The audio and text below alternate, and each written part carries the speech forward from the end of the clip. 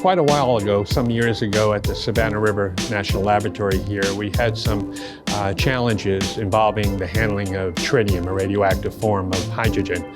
And so the existing technology simply wouldn't solve the problem. So we kind of came up with our own technology and old equipment to make the new types of materials as well.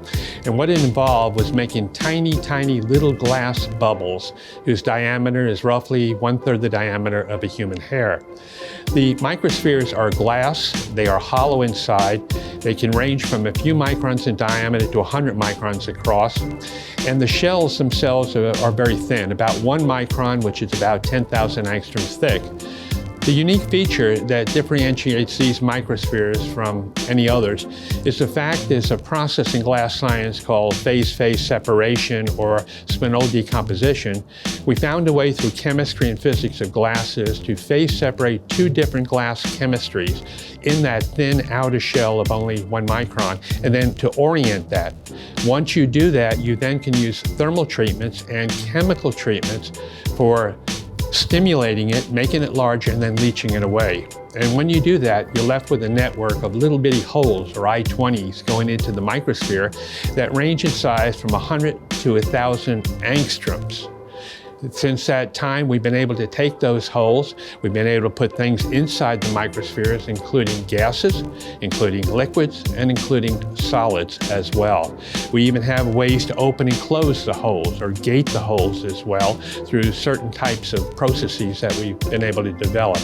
So once you were able to put things inside, in the case of the original problem, the original challenge we had, we put in palladium metal, and then that was able to absorb the gaseous components we had.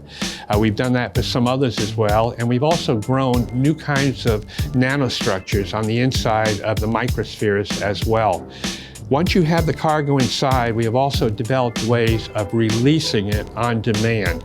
We can release it all at once by external means of, say, popping the bubbles, by ultrasonics or Dopplers or other types of techniques.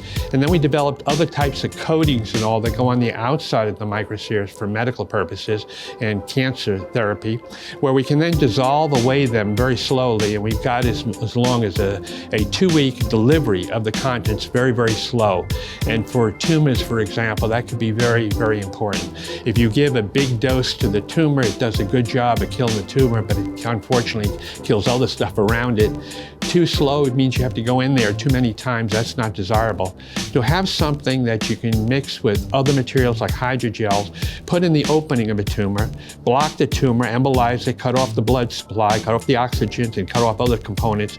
But the important part is the stuff inside the microspheres can then be released very slowly.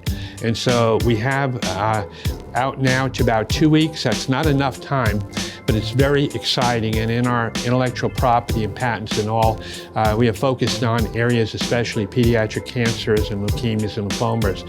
So we're very excited about the possibility, because of ARC being here, we're able to pursue those areas. And we hope to make a difference in the lives of at least some people.